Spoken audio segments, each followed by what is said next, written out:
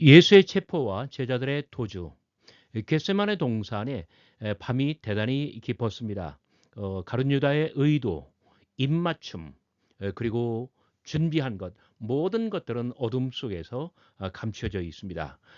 누가 이 모든 것을 분별할 수 있을까요? 예수께서는 체포되시고 제자들이 도주한다는 이야기입니다. 마가복음에서의 이야기는 아주 대단히 리얼하고 생생하게 표현이 되어 있고 마태복음 조금 신학화되는 그런 양상을 보입니다. 누가복음에서는 사실상 가룟 유다가 예수님에게 입맞춤을 하지도 않았고 그리고 예수님께서 체포되지도 않았는데 예수님 주변에 있었던 사람들 중에 누군가 검을 휘둘러 대제사장의 종의 오른쪽 귀를 잘랐다고 합니다.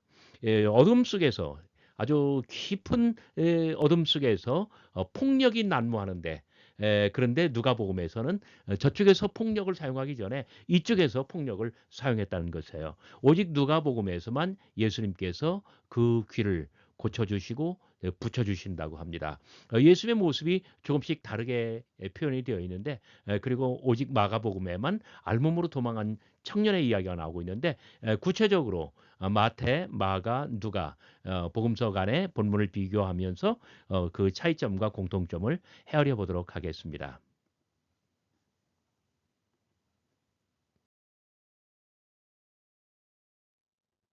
자, 먼저는 마가복음 본문입니다. 예수께서 말씀하실 때 곧 열둘 중 하나인 유다가 왔는데 대제사장들과 서기관들과 장로들에게 파송된 무리가 검과 몽치를 가지고 그와 함께 하였더라. 예수를 파는 자가 이미 그들과 군노를 짜 이르되 내가 입맞추는 자가 그이니 그를 잡아 단단히 끌고 가라 하였는지라. 이에 와서 곧 예수께 나와 라삐어 하고 입을 맞추니 그들이 예수께 손을 대어 잡거늘 곁에 서 있는 자 중에 한 사람이 검을 빼어 대제사장의 종을 쳐 그 귀를 떨어뜨리니라. 예수께서 무리에게 말씀하여 이르시되 너희가 강도를 잡는 것 같이 검과 몽치를 가지고 나를 잡으러 나왔느냐. 내가 날마다 너희와 함께 성전에 앉으면서 성전에 있으면서 가르쳤으되 너희가 나를 잡지 아니하였도다. 그러나 이는 성경을 이루려 함이니라 하시더라. 제자들이 다 예수를 버리고 도망하니라. 한 청년이 벗은 몸에 세마포를 두르고 예수를 따르다가 무리에게 잡힘에 세마포를 버리고 벗은 몸으로 도망하니라. 마가복음의 본문에서 먼저 번역상의 문제를 조금 이야기해야 되는데요. 자, 여기 검과 몽치. 그런데 동일한 단어를 여기는 칼이라고 했어요. 제가 검으로 통일했습니다. 마태복음도 다 칼이라고 되어 있는데 검으로 통일할 것입니다. 자, 그리고 여기 배혼이불이라고 되어 있는데요. 마가복음 15장 43절 이하를 보면은 거기 센돈 동일한 단어를 세마포라고 했습니다. 왜 여기는 그 배혼예불이라고 하고 거기는 세마포라고 합니까? 그러니까 그 독자들이 헷갈리는 거예요. 여기도 제가 세마포로 번역을 했습니다. 그래서 이것을 참고해 주시기 바랍니다. 자, 마가복음 본문에서 몇 가지 중요한 요점들을 살펴보겠습니다. 14장은 목요일 밤의 이야기를 예수님의 마지막 목요일 밤 이야기를 해주는데 12절부터는 베다니에서 파스카를 준비하라고 예수님께서 지시하시죠. 17절부터는 어느새 예루살렘 다락방으로 옮겨서 거기서 한 사람이 나를 팔리라 예고하시면서 최후의 만찬을 나누십니다. 26절부터는 최후의 만찬을 마치고 이제 감람산으로 나아갑니다. 이제 여기서 기도하다가 이제 체포되실 거 아니에요? 여기서 너희가 다 나를 버리리라. 너희가 다 실족하리라. 실족할 걸 예언하시고요. 32절부터는 실제로 9명은 이 자리, 3명은 이 자리, 그리고 당신은 저만큼 겟세마네에서 기도하는 모습이 나옵니다. 그리고 오늘 본문 43절부터 예수님께서는 체포당하시고 제자들은 도주하고 이 본문이에요. 그리고 다음 본문이 대제사장의 집들로 무대가 옮겨지고 거기서 예수님은 신문 당하다가 사형을 언도받고 그리고 베드로는 그런 예수님을 3번이나 부인하는 그러한 이야기. 자, 이 전체적인 흐름 속에 43절부터 52절까지 겟세마네의 체포와 제자들의 도주 이야기가 나오는 거예요. 자, 43절. 자, 이제 되었다. 그만이다. 함께 가자. 보라. 인자를 파는 자가 가까이 왔느니라. 이렇게 말씀하실 때에 가룟 유다가 나와요. 가룟 유다가 동산으로 등장하는데 이때 어, 대제사장들, 서기관들, 장로들에게서 파송된 무리 수백 명이 검과 몽치로 무장한 채 그에게 나옵니다. 자, 캄캄한 칠흑같이 어두운 밤이에요. 어둠 속에 검과 몽치, 그다음에 가룟 유다의 의도 이런 모든 것들이 감춰져 있어요. 그런데 자 44절, 44절과 45절 예수를 파는 자가 군호를 짰어요. 가룟 유다가 이 수백 명의 체포대와 군호를 짰어요. 군호는 뭡니까? 입맞춤이에요. 자, 입맞춤을 하자마자 입맞춤이 끝나면 그를 잡아 단단히 끌어가라. 아, 이 면식범의 정말 겉과 속이 다른 그런 모습이잖아요. 아주 저주스러운 흉물, 이 가룟 유다가 그러나 입맞춤이라고 하는 이 감미로운 감각적인 태도로 예수께 접근해 나오는 거예요. 어두운 밤이 그의 의도를 감출 수가 있을까요? 자, 입맞춤이라고 한다면 뭐예요? 이것은 친밀함, 애정, 존경의 표현이에요. 여러분 엄마 개와 갓 태어난 새끼 개막 서로 입을 맞추면서 혀로 막 닦아주고 하는 그런 모습이 얼마나 다정해요. 가룟 유다가 지금 그렇게 그런 모습으로 나오는 거예요. 자, 가룟 유다의 입에서 혀가 나올 때, 그다음에 이 체포조의 어떤 이 칼집에서 칼이 나올 때, 정말 얼마나 자 끔찍한 이야기예요. 어, 그 그러나 이 감미로운 입맞춤이 끝나면 기도의 동사는 폭력의 현장이 될 것입니다. 자, 비폭력의 예수님을 사이에 두고 두 개의 폭력이 서로 부딪히며 난무할 것입니다. 그런데 그, 자, 입맞춤이 끝나니 가룟 유다의 분부대로 체포대가 와락 예수를 덮치면서 예수를 제압하고 그리고 예수를 잡습니다. 체포합니다. 바로 그때였습니다.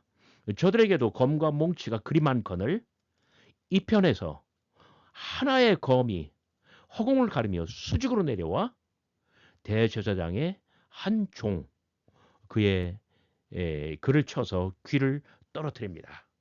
와, 이 귀는 동산의 구르죠. 그리고 귀가 잘린 그 대제사장의 종은 어떻습니까?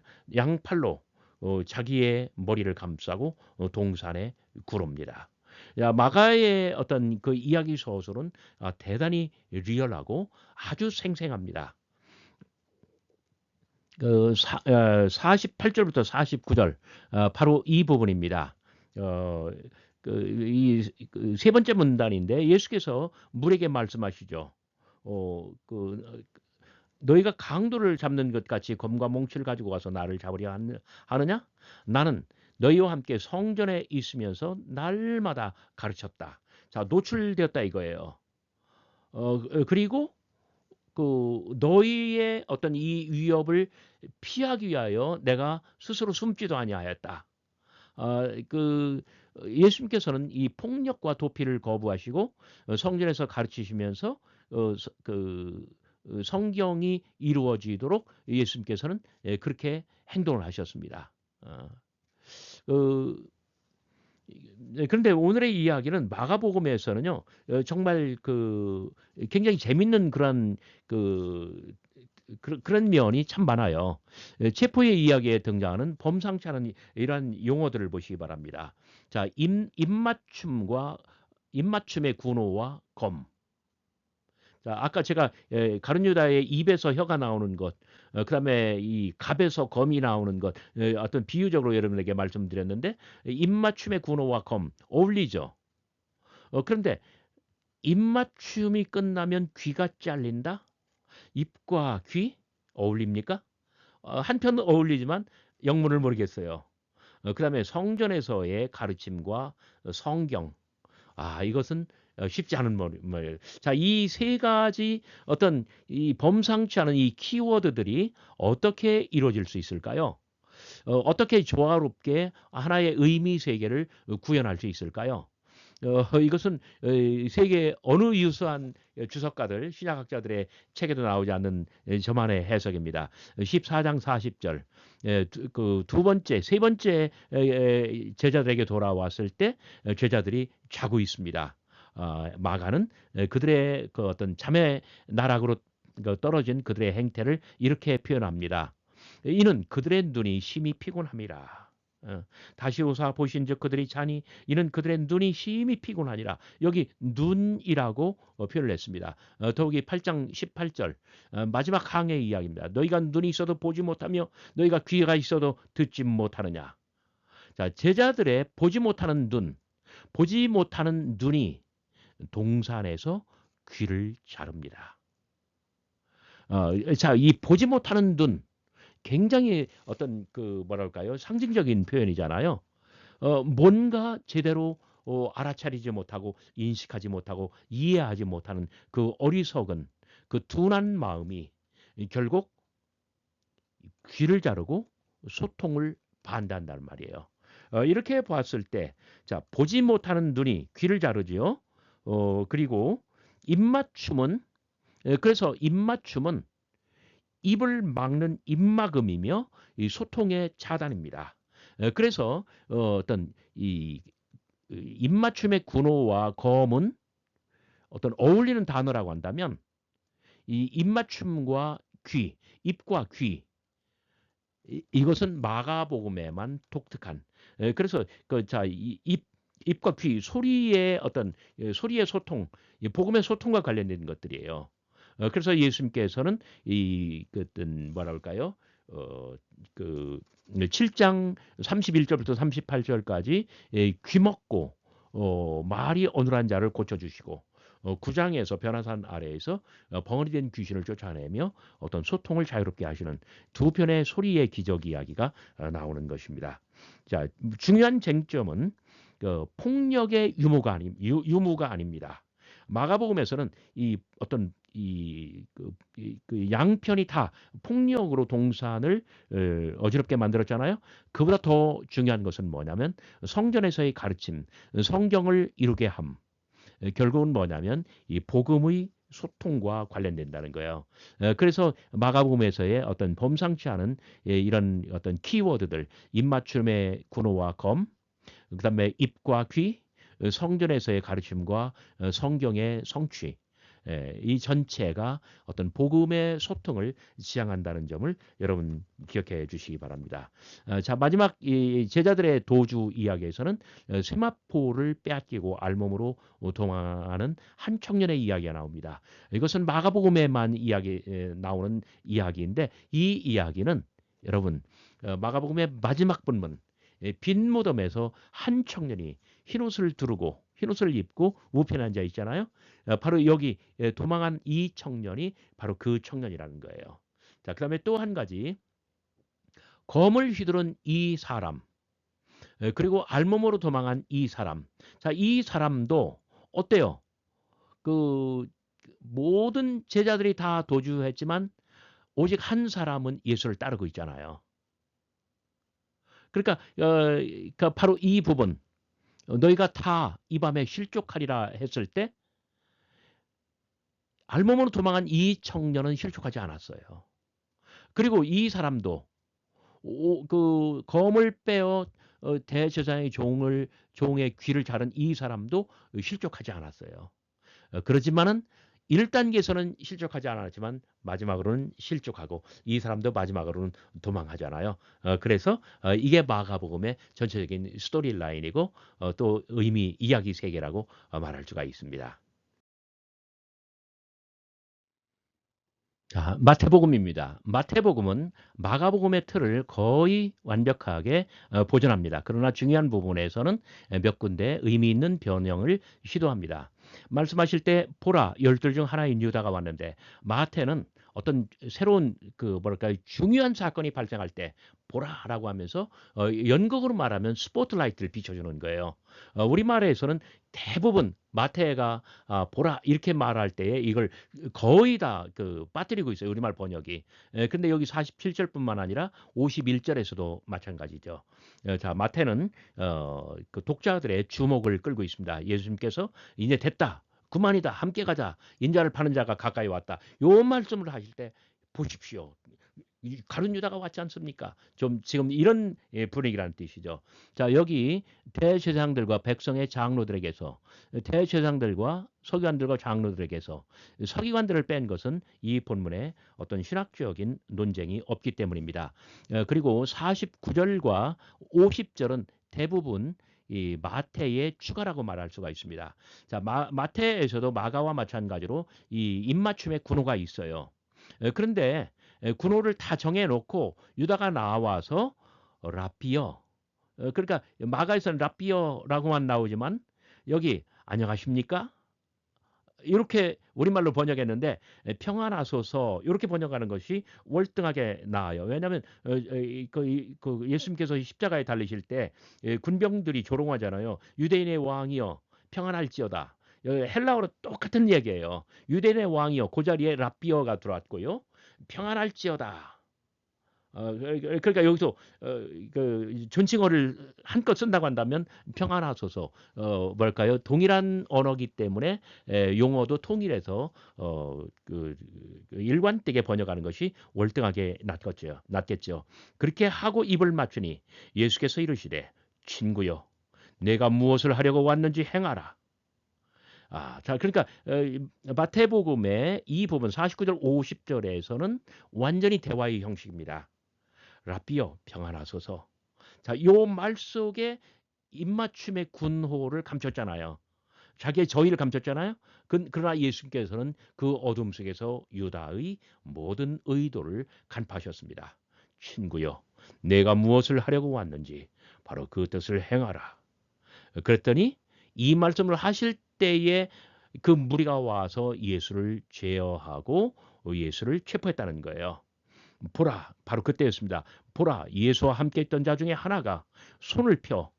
자, 여기 손을 펴를 마태는 추가하는데 여기 손을 대어 요것과 어떤 패럴럴리즘, 병행구를 만들기 위해서 요 말을 집어넣은 거예요.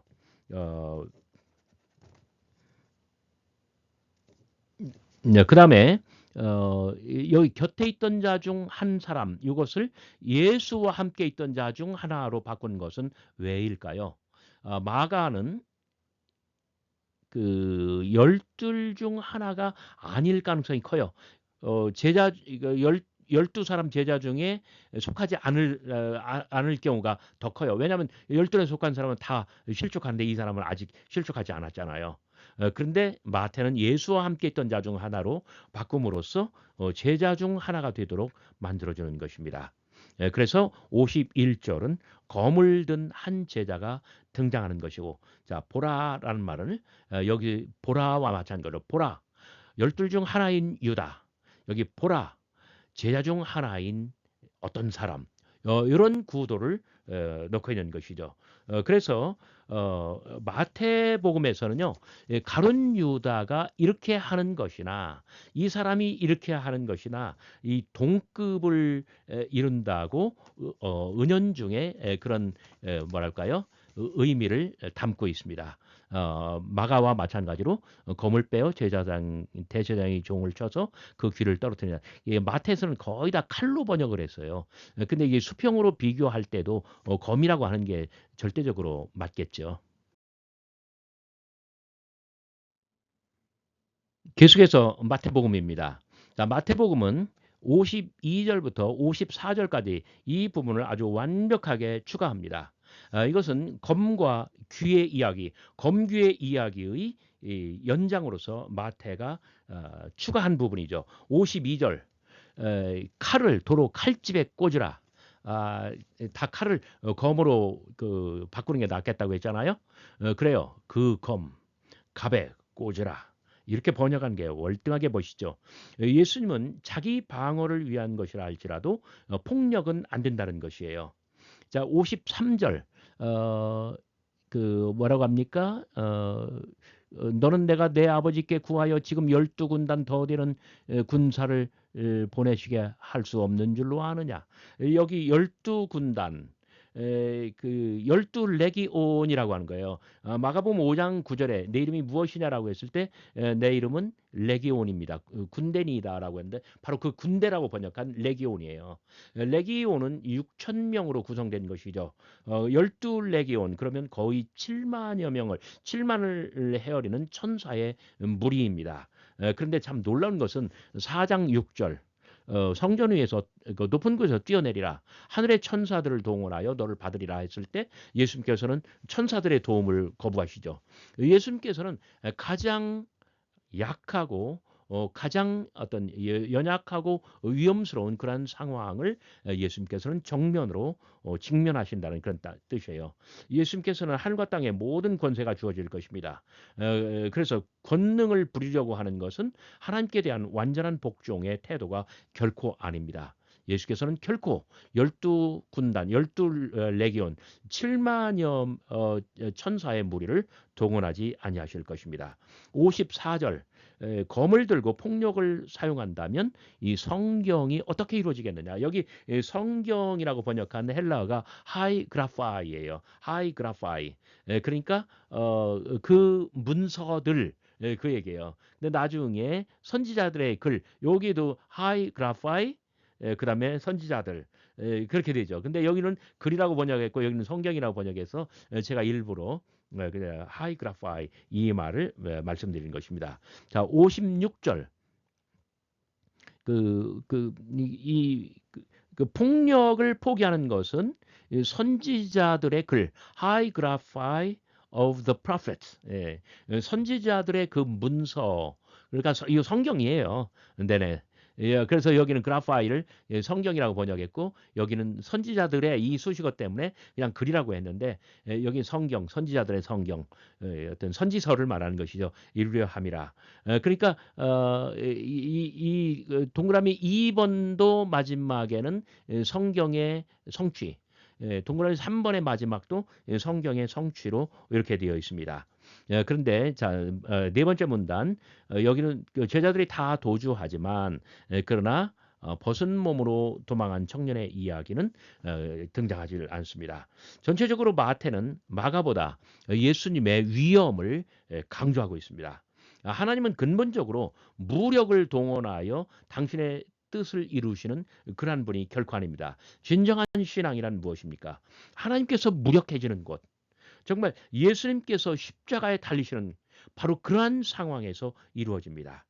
그리고 더욱이 이 알몸으로 도주한 이러한 이야기를 삭제함으로써 마태는 다른 곳에서와 마찬가지로 제자들의 어리석음을 일면 뭐랄까요 감면해주는 그러한 특성을 보여주고 있습니다.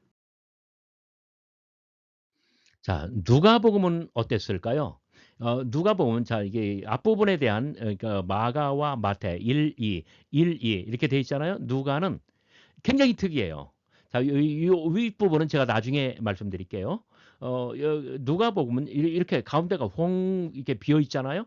누가의 서술은 훨씬 더 간략합니다. 그러나 이야기는 더욱더 직접적입니다. 47절 말씀하실 때 보라 한 무리가 오는데 이것은 마태와 어느 정도 비슷하지만 뭐 내내 같아요. 어떤 사건의 계시를 알려주고 있습니다. 예수님께서는 감람산으로 자주 올라가셨다고 하는데 자, 누가복음에서의 이야기예요. 가룟 유다는 예수님의 장소를 알고 있어요. 그래서 바로 그 장소로 무리를 이끌고 나와요. 분명히 무리를 언급합니다. 그러나 누가복음에서 무리의 어떤 뭐랄까요 역할은 결코 등장하지 않습니다. 오직 유다의 행동만을 강조할 거예요. 그런데 자, 요 부분이 빠지잖아요. 군호 입맞춤의 군호 그다음에 어떤 무리가 검과 몽치를 가지고 왔다 요 말도 빠지고 있고요. 나중에 요 두 번째 페이지에서 검과 몽치는 나오기는 나와요. 그러나 무리가 검과 몽치를 사용해서 예수를 제압하고 예수를 체포하는 것은 결코 아니에요. 자, 48절 예수께 입을 맞추려고 가까이 하는지라 예수께서 이르시되 유다야 내가 입맞춤으로 인자를 팔려 하느냐. 자, 요게 전부예요. 그 유다와 체포대 사이에 어떤 군호도 없고 그 마가복음에서는 군호가 있었어요. 그리고 입맞춤도 있었어요. 그런데 입을 맞췄다는 이야기도 없어요. 그런데 그 누가에서 유다가 입을 맞추려고 와요. 그러니까 입맞춤에 어떤 입맞춤으로 가장하고 있는 어떤 의도는 있어요. 의도는 있었지만 예수님께서 유다야, 내가 입맞춤으로 인자를 팔려 하느냐. 예수님께서 단박에 아시고 바로 거기서 핵심을 짚어서 딱 꼬집어서 이야기를 해요. 그러니까 그 유다는 깜짝 놀라면서 어떤 행동을 못하는 것이죠. 자, 예수님이 이렇게 지적하시니까 가룟 유다의 입맞춤을 군으로 하는 뭐 어떤 것이 있었는지 없었는지 모르지만 모든 것들은 미수에 그치고 맙니다. 그래서 누가복음에서는 어떤 입맞춤의 군호도 없고 입맞춤의 사실도 없고 그리고 예수를 잡았다라고 하는 체포의 사실도 결코 등장하지 않습니다. 자, 그러니까 마가와 마태에서는요. 자, 손을 대어 잡으니까 체포하니까 그 한 사람이 검을 빼서 귀를 자르잖아요. 그런데 누가복음에서는 군호도 없고 입맞춤도 없고 체포도 없는데 49절 그의 주위 사람들이 그 된 일을 보고 여짜오되 주여 우리가 여기 칼이라고 번역했습니다마는 검으로 치리까 하고 그 중에 한 사람이 대제사장의 종을 쳐 그 오른쪽 귀를 떨어뜨린지라. 자, 이렇게 나와 있습니다. 자, 이 49절과 50절 굉장히 특이해요. 실제로 예수님께서는 아직 체포되지 아니하셨습니다. 그런데 예수 주변에 있던 자들은 위협을 느끼고 성급하게 묻습니다. 주여, 우리가 검으로 치리까? 자, 요게 바로 요 앞부분에 있는 그 이야기. 그러니까 이 22장 35절부터의 이야기예요. 그때 예수께서는 36절 뭐라고 말씀하셨어요? 자, 이제는 전대 없는 자들은 가질 것이요 배낭도 그리하고 검 없는 자는 겉옷을 팔아 살지어다. 그랬더니 제자들이 대답합니다. 보소서 여기 검 둘이 있나이다. 대답하시되 족하다 하시니라. 자, 요 말 때문에 헷갈렸고 그리고 검을 썼다는 거예요. 그래서 이 35절 이하의 말씀과 여기 49절, 50절의 말씀은 짝을 이루고 있습니다. 그런데 참 굉장히 아주 특이한 게 뭐냐면 말씀 자꾸 제가 반복합니다마는 군호도 없고 입맞춤도 없고 체포도 없었는데 이쪽에서 먼저 검을 썼다는 점이죠. 그리고 주여 우리가 검으로 치리까? 대답을 듣기 전에 검을 휘두릅니다. 그래서 오른쪽 귀를 떨어뜨렸대요. 어떤 오른쪽은 맞고 왼쪽은 틀리다 그런 이야기가 들어가 있는 의미가 들어가 있는 건 아니고 그저 이야기를 생생하게 만드는 방법인 것 같습니다. 자, 누가복음 두 번째 페이지, 오늘의 마지막 페이지입니다. 마가복음과 마태복음은 이렇게 생겼는데 누가복음의 본문은 이렇게 생겼습니다. 이 부분이 마태의 완벽한 추가인 것처럼 이 부분도 누가복음에만 나타나는 그런 부분입니다. 51절 예수께서 일러 이르시되 이것까지 참으라 하시고 그 귀를 만져 낫게 하시니라. 예수님께서는 귀를 치유하시면서 바로 주변에 있었던 그 사람들 검을 쓴 사람들을 질책하십니다. 자기 방어를 위한 것이라 할지라도 폭력은 엄금입니다. 예수님께서는 혁명의 인물이 아니라 평화의 사람이신 것입니다. 그리고 52절, 53절 예수께서 그 잡으러 온 대제사장들과 성전의 경비대장들과 장로들에게 이르시되 너희가 강도를 잡는 것 같이 검과 몽치를 가지고 나왔느냐. 내가 날마다 너희와 함께 성전에 있을 때 내게 손을 대지 아니하였도다. 그러나 이제는 너희의 때요 어둠의 권세로다. 자, 요 부분이 마가복음이나 마태복음과 어떻게 다를까요?